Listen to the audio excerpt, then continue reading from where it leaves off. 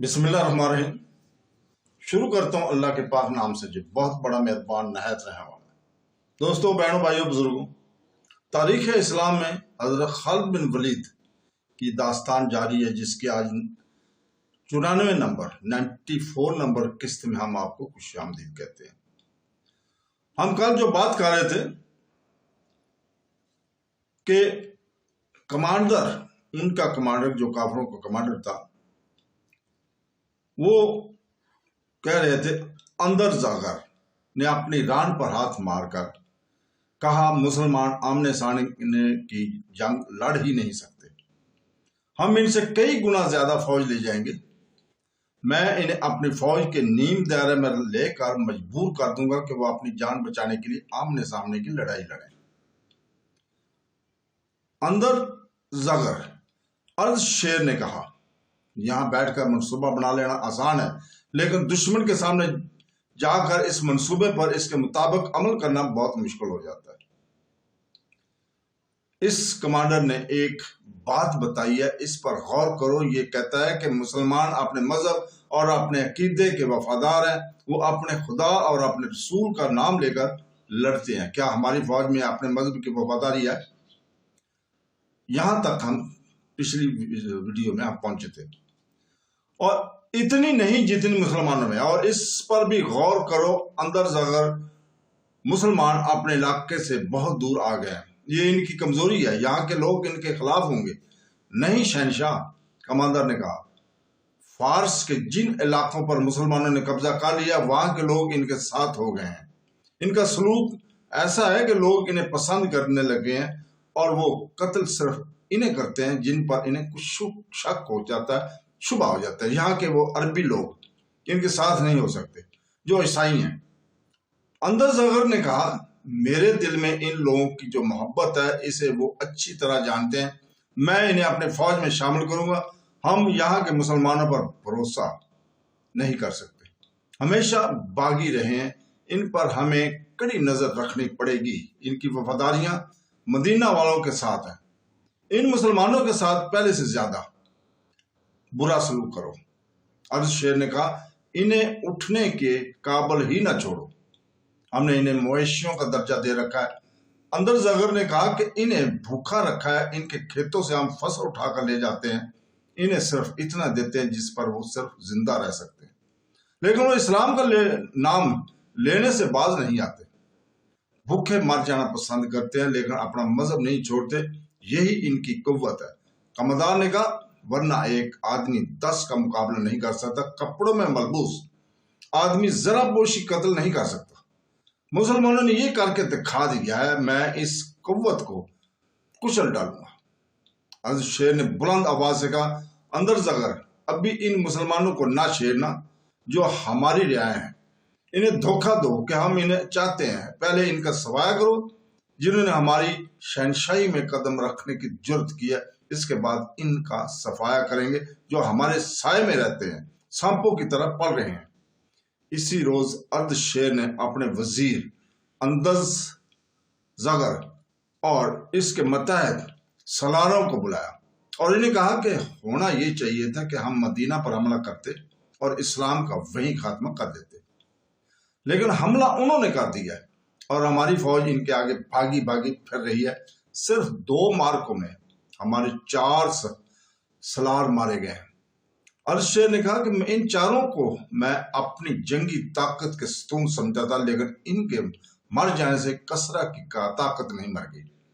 सब कान खोलकर सुन लो, जो सलार या नायब सलार शिकस्त खाकर वापस आएगा, इसे मैं जलाद के हवाले कर दूंगा। इसके लिए यही बेहतर होगा कि वो अपने आप को खुद ही खत्म कर ले या किसी और तरफ निकल जाए, फारस की सरहद में कदम ना रखे।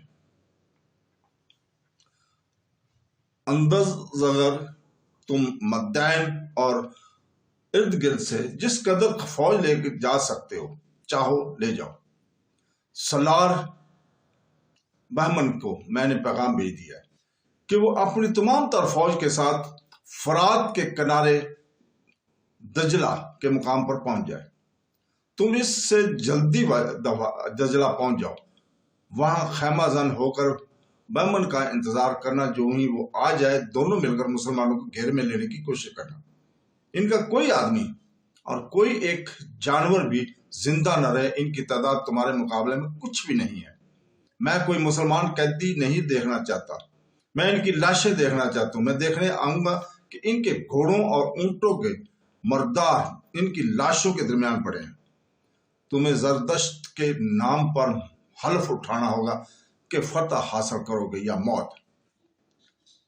अंदर जगर दोनों फौजों का सिपह सलार होगा। अंदर जगर तुम्हारे ज़हन में कोई शक या वसवसा नहीं होना चाहिए। ये भी सोच लो कि मुसलमान और आगे बढ़ आए हैं और हमें एक और शिकस्त हुई तो रूमी भी हम पर चढ़ दौड़ेंगे। शहनशाह फारस अब शिकस्त की आवाज नहीं सुनेंगे। सलारे अंदर जागर ने कहा, मुझे इजाजत दे कि मैं ईसाइयों को अपने साथ ले लूं, इससे मेरी फौज में बेशुमार इजाफा हो सकता है। तुम जो बेहतर समझते हो करो। अर्दशेर ने कहा, लेकिन मैं वक्त जाया करने की इजाजत नहीं दूंगा। अगर ईसाई तुम्हारे साथ वफा करते हैं तो इन्हें साथ ले लो।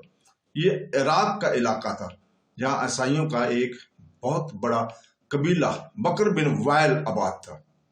ये लोग अरब के रहने वाले थे। इस्लाम फैलता चला गया और ये ईसाई जो इस्लाम कबूल करने में आबादा नहीं थे, इराक के इस इलाके में इकट्ठे होते रहे और यहीं आबाद हो गए थे।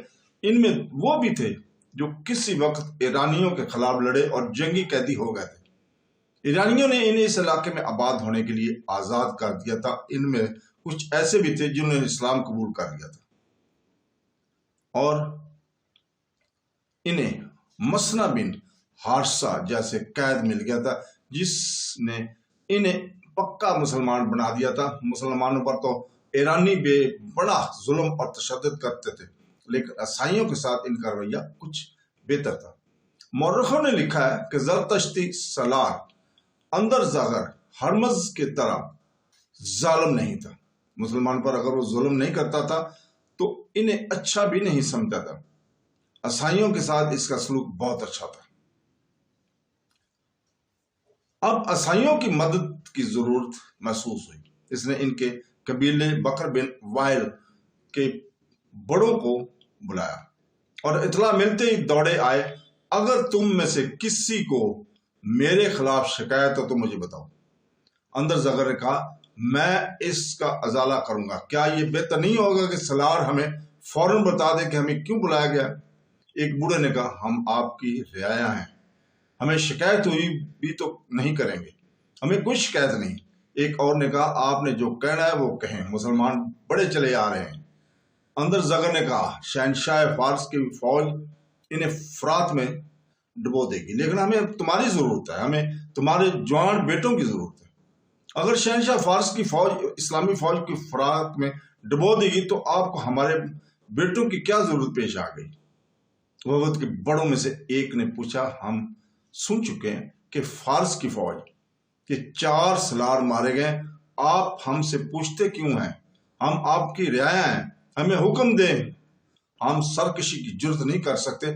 मैं किसी को अपने हुक्म का पाबंद करके मैदान जंग में नहीं ले जाना चाहता। अंदर जगर ने कहा, मैं तुम्हें तुम्हारे मजहब के नाम पर फौज में शामिल करना चाहता हूं। हमें जमीन के किसी खत्ते के लिए नहीं, अपने मजहब और अपने अकीदों के तहफ्फुज के लिए लड़ना है।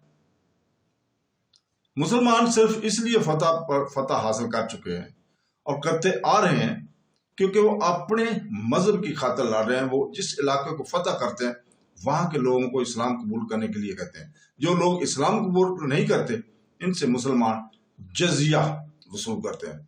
क्या ये गलत है कि तुम में वो भी हैं जो इसलिए अपने घरों से भागे थे कि वो इस्लाम कबूल नहीं करना चाहते थे? क्या तुम पसंद करोगे कि मुसलमान आ जाएं और तुम्हारी इबादत गाहों के दरवाजे बंद हो जाएं?